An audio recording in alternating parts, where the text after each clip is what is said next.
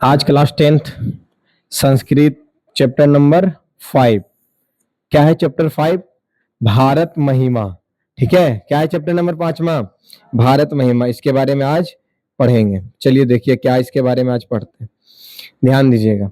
भारत महिमा में क्या बताया गया है सर? भारत का गुणगान के बारे में बताया गया। किसके बारे में? भारत के गुणगान के बारे में बताया गया कि किस तरीके से भारत है, महिमा उसकी क्या है, गुणगान क्या है, लोग भारत को किस तरीके से देखते हैं, पहले भारत कैसा था, अभी भारत कैसा है, आने वाला दिन में भारत कैसा रहेगा, इसी के गुणगान के बारे में हम लोग पढ़ेंगे। भारत महिमा, भारत के बारे में जानकारी, यानी भारत की महिमा के बारे में हम लोग सर आज पढ़ेंगे। कोई दिक्कत नहीं। महिमा मतलब होता है सर, ने बोले कि भारत की बड़ाई, गौरव, एंड इसके बारे में हम लोग जानेंगे। क्या? अस्माकं देशा भारत वर्षमिते कथ्यते, अस्य महिमा सर्वत्र गीयते, पाठे अस्मिन् विष्णु पुराणगत भगवत पुराणगत चो प्रथम द्वितीयम चो कर्मशा पदम गृत मस्ति अवशिष्टानि पदा दक्षते निर्मया प्रस्तावितनि भारतम प्रतिभक्ति अस्माकं कर्तव्य रूपेण वर्तते। मतलब इनका कहने का मतलब हुआ कि हमारे देश के भारतवर्ष कहाँ था, हमारे देश को भारतवर्ष कहा जाता था, इसकी महिमा सब जगह गाई जाती थी। भारतवर्ष की महिमा सभी जगह गाई जाती थी। कहां कहां गाई जाती थी सर? समझिएगा। ठीक है, बोला है कि हमारे देश को भारतवर्ष कहा जाता था। क्या कहा जाता था? भारतवर्ष कहा जाता था। इसकी महिमा सब जगह गाई जाती थी। इस पाठ में विष्णु पुराण, भागवत पुराण से क्रमशः प्रथम और द्वितीय पद लिया गया है। बचे अन्य पदों को निर्माण कर प्रस्तुत किए गए हैं। भारत के प्रति भक्ति हमारा कर्तव्य है। भारत के प्रति भक्ति हमारा क्या है सर? वो कर्तव्य है, यानी हमारा सर्वप्रथम कर्तव्य होना चाहिए कि देश के प्रति अपना जान कुर्बान करे, देश के प्रति अपना जान कुर्बान करे, क्योंकि देश से बढ़ के हमारे लिए कुछ नहीं होने वाला। ठीक है, इसीलिए देश को क्या बोला गया? भारत को मां से संबोधित किया गया है। गायन्ति देवा किल गीत्यानि गीतकानि धन्यास्तु धन्यास्तु ते भारत भूमि भागे सर्वगाप वर्गे अस्पद मार्गे भूते भूते भवन्ति भूरिया पुरुषः सुरवतः। अर्थात इनका कहने का मतलब हुआ, देवता लोग भी भारत महिमा की गीत गाते हुए कहते हैं कि वो लोग धन्य हैं जिनका जन्म भारत देश में होता है। मतलब कि देवी देवता जितना भी है, भगवान, अल्लाह, खुदा, जो तुम जिसको मानो, मानो तो देव, नहीं तो मानो पत्थर। जिसको तुम मानते हो, जिस भी रिलीजन को, जिस भी धर्म को, जिस भी समुदाय को मानते हो, वो समुदाय आपको एक ही चीज बोलते हैं, भारत जैसा कोई देश नहीं। इस देश में जन्म लेने वाले व्यक्ति धन्य है जिसका जन्म भारत देश में हो गया हो। यह भूमि कैसे, अच्छा क्यों धन्य होगा तो समझना, यह भूमि स्वर्ग की मोक्ष प्रदान करने के योग्य साधन स्वरूप है। बोला कि यह भूमि है ना, स्वर्ग है।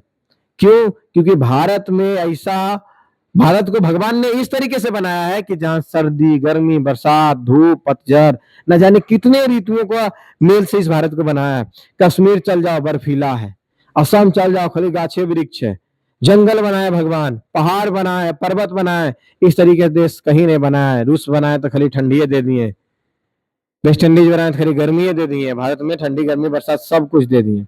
अरे है सियानो, चलो ठीक है। इसलिए यहाँ जन्म लेने वाले व्यक्ति देवता के समान कहा गया है। मतलब कि यहाँ पे जन्म लेने वाले व्यक्ति को क्या कहा गया है सर? देवता। माइक को हमेशा चेक करना पड़ता है कहीं कि डाउन तो नहीं हो गया। डाउन होने के बाद क्या होता है, वीडियो चल रहा है, पढ़ा रहे हैं, पता चल रहा है कि वहां पे ऑडियो ही कैप्चर नहीं हुई है।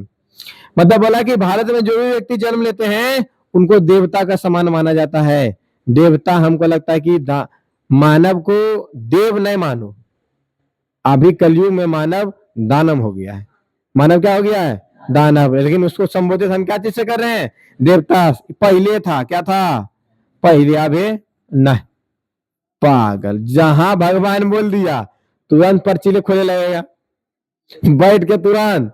भगवान जहां तुम बोल दिया ना बैठो, हम बोले ना, तुम किसी एक व्यक्ति को पकड़ लो, भगवान तुम्हारे हमेशा ऑलवेज साथ होते हैं। तुम किसी भी एक व्यक्ति को पकड़ लो, तुम चाहो हम ही को पकड़ लो,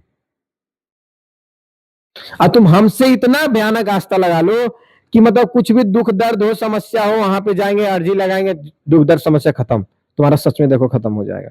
ये गारंटी हमारा खुद का अनुच्छेद है। कितना भी पापी से पापी व्यक्ति है, तुम उसको अपना मान लो, जैसे कि आसाराम बापू, राम रहीम, ये सब जो संत जी हैं, ये सबको लोग बहुत अपना भगवान है स्वरूप मानते थे कि भगवान ही है। पता चला देव के रूप में दानव निकल गया, तो लड़की का स्कैम करता था। तो ये तब वो आसाराम बापू थे, राम रहीम, ये सब तो सीबीआई से पकड़ा है ना कि लड़की के साथ दुष्कर्म करते थे। क्या भगवान इस तरीके से कर सकते हैं? ना। अच्छा बताओ, जिस व्यक्ति को उस व्यक्ति से आस्था जुड़ा होगा, कहीं ना कहीं उसका मनोकामना पूरा होता होगा, तभी उस व्यक्ति से आस्था जोड़ा। मानो तुम हमसे आस्था जोड़ रहा पूरा, मतलब हमारे भगवान ने मान दिया, तुमको कुछ नहीं पता है, ठीक, अकल हो कि हम 20 गो लड़की के साथ बलात्कार कर दें, क्या तुम हमको देव मान पाओगे? दानव मानोगे। क्या मानोगे? दानव। लेकिन तुम्हारा जो आस्था था ना, तुम मन में जरूर सोचोगे, अरे भगवान जब भी नए हैं, पकन कुछ कुछ गलती है, हम कुछ भी मांगते थे मेरा पूरा हो जाता था। आखिरकारी व्यक्ति ऐसा कैसे कर सकता है? तो इसका अनुच्छेद एक ही चीज है, तुम किसी को भी अपना मान लो और उस पर अपना पूरा टेंशन छोड़ दो, तुम्हारा वो टेंशन पूरा, मतलब उस पर कोई भी एक आस्था कि भगवान ऐसे मंत्र ऐसे, इसको बोर्ड को माने, हे बोर्ड भगवान आप हमको 10 करोड़ रुपए दिवा दीजिए, अक्ल होकर 10 करोड़ आ गया तो उसको रोज अगरबत्ती दिखाएगा। अरे यस या नो? आए तुम्हारा आस्था ना अब इससे जुड़ गया है। अब समय और भाग कब किसका कहां खुल जाता है किसी को कुछ नहीं पता, जो ऊपर में लिखा है वही होता है। तुम कितना भी योजना बनाओ तुम्हारा फेल हो जाएगा, ऊपर में लिखा है नहीं सफल तो नहीं सफल। लेकिन बहुत सारी योजना बनाने के बाद अगर मेहनत में तुम्हारी इच्छा रहे, दम रहे ना, तो तुम्हारा वो चीजें सक्सेस हो जाती है। मेहनत मतलब ज्यादा नहीं, वो दिन बताए थे, कम मेहनत वो सफलता, ज्यादा मेहनत वो सफलता। लेकिन ज्यादा मेहनत का थोड़ा चांस रहता है कि नौकरी लग जाता है या फिर सफल हो जाते हैं। समझाए थे सर आपको? हाँ वही चीज। प्रस्तुत श्लोक विष्णु पुराण से संकलित तथा भारत महिमा पाठ से उदित है। इसमें भारत देश की विशेषताएं के बारे में कहा गया है। ये जो पाठ है इसमें भारत देश की विशेषता के बारे में बताया गया कि भारत एक कैसा देश है और एक्सेट्रा ऐसा के बारे में। यह देश धरती पर स्वर्ग के समान माना जाता है। भारत देश को धरती पर स्वर्ग कहा गया। क्या कहा गया है? साक्षात स्वर्ग कहा गया भारत को। और पुराणकार का कहना है कि यह भूमि स्वर्ग और मोक्ष प्रदान करने वाली है। यहाँ जन्म लेने वाले देवतुल्य माने जाते हैं, क्योंकि यहाँ रामकृष्ण जैसे देवताओं का जन्म ग्रहण कर यह सिद्ध कर दिया गया कि इसलिए इस देश को जन्म लेने वाले देवता के रूप माना गया है।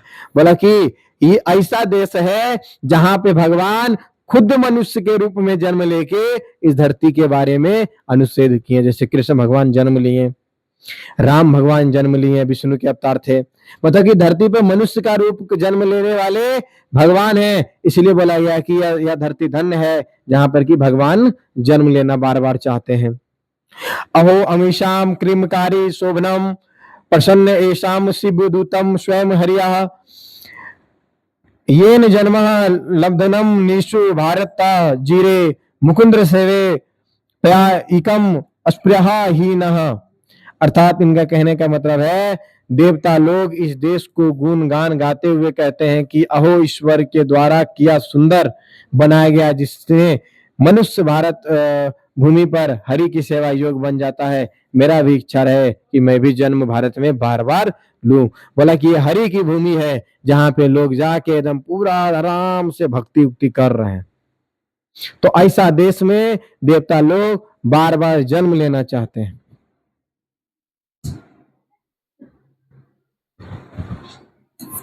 अर्थात जिस पर ईश्वर की कृपा होती है वही भारत भूमि में जन्म ले पाते हैं। बोला कि जिस पर भगवान का कृपा होता है ना बाबू, वही भारत में जन्म ले पाता है।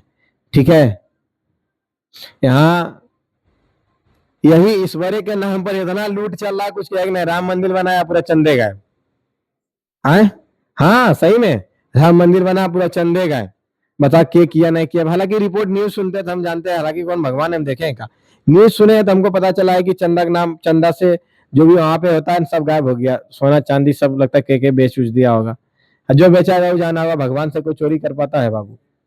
प्रस्तुत श्लोक भागवत पुराण से संकलित है तथा भारत महिमा पाठ से उदित है। इसमें भारत की महानता के बारे में कहा गया है। बोला इस पाठ में भारत की महानता के बारे में बताया गया है कि भारत देशों मतलब देशों में देश जितने भी देश हैं हर एक देश में क्या है, भारत महान है। क्यों? क्योंकि यहाँ पे देवी देवता लोग बार बार जन्म लेना चाहते हैं। पुराणकार का कहना है कि भारत भी एक ऐसा देश है जहाँ भगवान भी जन्म लेने की इच्छा प्रकट करते हैं। इस देश में जन्म लेने वाले मनुष्य धन्यवाद के पात्र होते हैं, क्योंकि श्री हरि की सेवा में इच्छुक होते हुए जिन लोगों ने यहाँ पे जन्म लिया उनके स्वयं भगवान भी हैं। इन्हीं विशेषताओं के कारण देवता इस देश का गुणगान गाते रहते हैं। बोला कि जितना भी देवी देवता है इन सभी देश के गीत गाता है भारत के। अहो भारत भाग्यम भारत भाग्यम भारत, अहो भारत भाग्यम भारत भाग्यम भारत। भारत के पूरा गुणगान गा रहा कि भारत ऐसा देश है कोई नहीं, भारत ऐसा देश कोई नहीं, क्योंकि यहाँ पे जितना भी व्यक्ति गया है सब में हरि का कुछ ना कुछ गुण है। हरि मतलब अर्थात विष्णु भगवान के बारे में बताया गया। हरि का गुण मतलब कहना का मतलब इनका है कि हे भगवान आप सबके अंदर समान है। नहीं बोलता है कि सबके अंदर भगवान है। इच्छा प्रकट के तो करके देखो, इच्छा प्रकट करके तो देखो बाबू, सबके ऊपर क्या है, भगवान है। लेकिन भारत ऐसा भूमि अब बन गया भारत की पूरा सब जगह ईमान अच्छा तब भगवान, ईमान खराब तो ये भगवान पूछेगा। हाँ या ना? आदमी चोरियों करे जाता है, जय बजरंगबली आपरी बचा लिया। नौकरी भी होना है, मतलब कि भगवान के यहाँ चोरी कर रहा, भगवान से माफी मांग रहा, आप रिवर तो बचा दो, अगला बार चोरी नहीं करवो। मतलब कि चोर भी चोरी करता है भगवान के पूछ के। मतलब ऐसा देश है जहां चोरों को भगवान देख रहे हैं। चल बेटा चल, कोई बात नहीं, तो रोजी रोटी के सवाल है। इयम निर्मला वत्सला मातृभूमि प्रसिद्धम सदा भारतम वर्षमतते विभिन्ना जना धर्म जाति प्रभेदा रही कत्व भाव्यम बहंतो वसंती। अर्थात इनका कहने का उद्देश्य है कि यह भारत वर्ष प्रसिद्ध है, यहाँ भारत की भूमि हमेशा पवित्र और ममतामयी है। यहाँ भिन्न भिन्न धर्म जाति के लोग भेद किए बिना एकता के भाव में रहते हैं। अर्थात इनका कहना गलत, कहानी में इसे खाली शोभा देता है, ओरिजिनल में नहीं। कहने मतलब कि भारत एक ऐसी भूमि है जहाँ की सभी लोग आपस में मिलजुल के रहते हैं। जब सभी लोग मिलजुल के रहते हैं तो हिंदू मुस्लिम का लड़ाई कैसे चालू हो जाता है? बोलता है यहाँ कोई दोस्त ना है, सब भाई बहन के रूप में रहते हैं। भाई को भाई मानता है, बहन को बहन मानता है, तो गलत कैसे हो जाता है? छोटी छोटी बच्ची के साथ बलात्कार कैसे हो जाता है? यहाँ माता बहन पर कोई गंदा दृष्टि नहीं देखता है, तो लोग गलत कैसे कर देते हैं? नहीं बोले वो 70-80 साल की बुढ़िया थी, 70-80 साल की बुढ़ी व्यक्ति, कहां तक न्यूज असम की कहां से आ रहा था भाई, और उसके साथ 10-11 लोग बहुत ज्यादा दुष्कर्म किया। बताओ, मां के समान के व्यक्ति के साथ कैसा ये कलयुग आ गया है? तो चीज कहना हमारे तत्पर से एक शिक्षक के नाते बोलेंगे बहुत ही गलत बोला है इसमें। ये पहले की कहानी के बारे में बताया गया है, अभी भारत वैसा भारत नहीं रहा है। प्रस्तुत श्लोक भारत महिमा पाठ से उद्दित है। इसमें भगवान देश की विशेषता के बारे में कहा गया है। विद्वानों का कहना है कि भारत ही एक ऐसा देश है जहां विभिन्न जाति के लोग आपस में मिलजुल कर रहते हैं। ये बात तो सही है, एकता का परिचय भी देते हैं, ये भी बात सही है। देखो अब अच्छा से रहने लगा। यहाँ के निवासियों के शत्रु के साथ साथ मित्रता का भी व्यवहार है। यहाँ देखो, यहाँ के निवासी हैं जो दुश्मनी भी करता है, मित्रता भी करता है, दोनों चीज करता है। भिन्न भिन्न जाति के लोग रहते हैं, बात सही है। धर्म के लोग भी रहते हैं, भिन्न भिन्न, भी सही है। अलग अलग संप्रदाय के लोग भी रहते हैं, भी सही है। होते हुए भी सभी भाईचारे के समान एक साथ रहते हैं, गलत है। सभी भाईचारे के समान नहीं रहते हैं, कुछ रहते हैं, कुछ नहीं भी रहते हैं। तो सभी के बारे में कहना बिल्कुल गलत है। विशाला अस्मदीय धरा भारतीय सदा सेवेति सागरे रमस्य रूपा वनो पर्वत निर्षेपी भवत भूति ब्रहा नीति भीरेशा का सुवा चाप ग्राभिया। अर्थात इनका कहने का मतलब है कि हमारे भारत भूमि विशाल है, मनोहर है तथा बहुत ही सुंदर ऐश्वर्य है।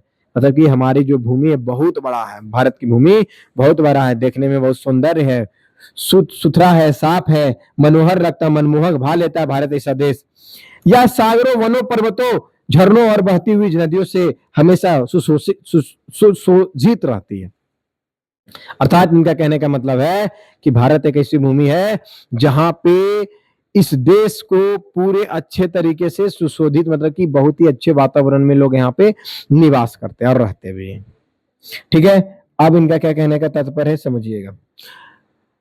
और इनका कहने का तात्पर्य है कि भारत पाठ से लिया गया ये चीज भारत की विशालता एवं प्रकृति संपदा के संबंध के बारे में प्रकाश डालता है। भारत एक विशाल देश है। भारत एक क्या है बाबू? एक विशाल देश है। इसके उत्तर में हिमालय पर्वत पहाड़ी के समान, दक्षिण में हिंद महासागर पावर पखार रहा है। गंगा, यमुना, ब्रह्मपुत्र जैसी नदियां अपने जल से यहाँ पर भूमि को सींचती है एवं वनों के मूल्यवान लकड़ियां एवं फूल प्राप्त होते हैं। अतः भारत सभी प्राकृतिक संपदाओं से परिपूर्ण। ये बात एकदम बिल्कुल सही है। भारत को गंगा, यमुना, सरस्वती, दामोदर न जाने कितनी नदियां भारत की भूमि को सींचता है। कहने का मतलब बहुत ही अच्छा है।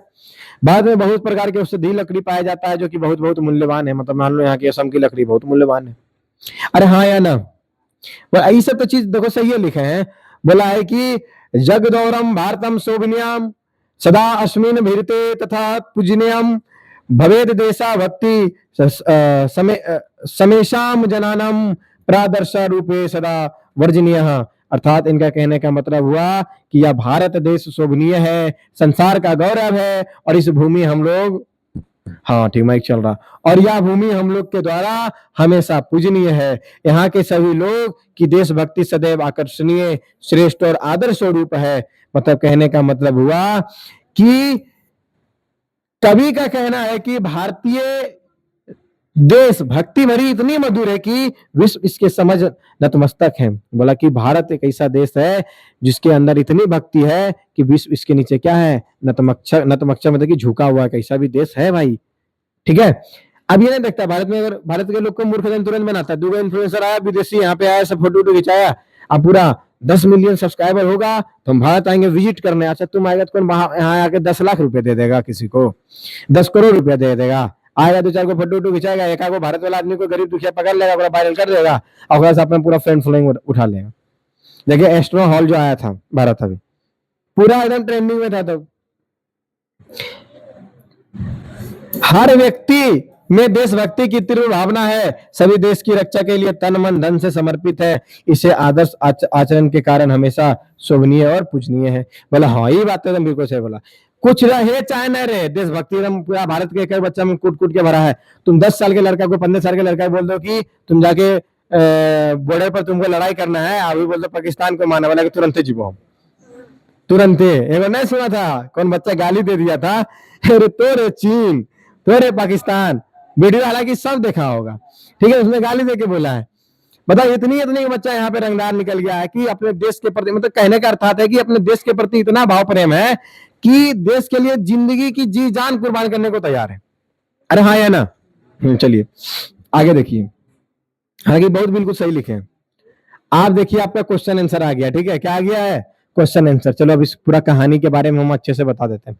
भारत को भगवान ने इस तरीके से बनाया है। भारत की महिमा यानी भारत के बारे में इतना जितना बड़ाई करे उतना कम है, क्योंकि भगवान ने भारत को लगता है कि बहुत ही फुर्सत से बनाया है। कोई भी कमियां भारत में नहीं रहने दी। यहाँ के लोग भी जब यहाँ पे आए तो सबको भगवान ने अच्छे से सुशोभित रूप में यहाँ पे भेजा। लेकिन माँ बाप तो सब बच्चा को अच्छे संस्कार देता है, बच्चा जाके बिगड़ जाता है तो क्या ही मतलब, और सही है गलत? तो भगवान के द्वारा सब उद्देश्य सही मिला, लेकिन लोग यहाँ पे आके बिगड़ गए। 2-4 बिगड़े, 2-4 नहीं बिगड़े, 2-4 की चलते सब बदनाम हो जाता है। चलो ठीक है, आप यहाँ पे क्वेश्चन आंसर लिख लो भारत महिमा देश के बारे में। हालांकि कहानी समझा दी, आपको समझ आई गई होगी। स्क्रीनशॉट मार के लिखते चल जाना, ज्यादा तो नहीं, 2-4 क्वेश्चन तो होते ही है सर।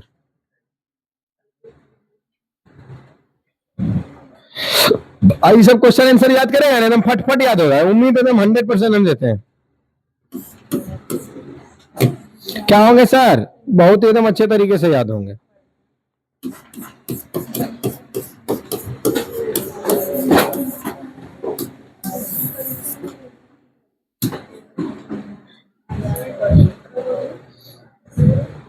आई होप कि आपको आज का ये वीडियो अच्छा लगा होगा और चीजें आपको अच्छे तरीके से समझ आ गई होगी।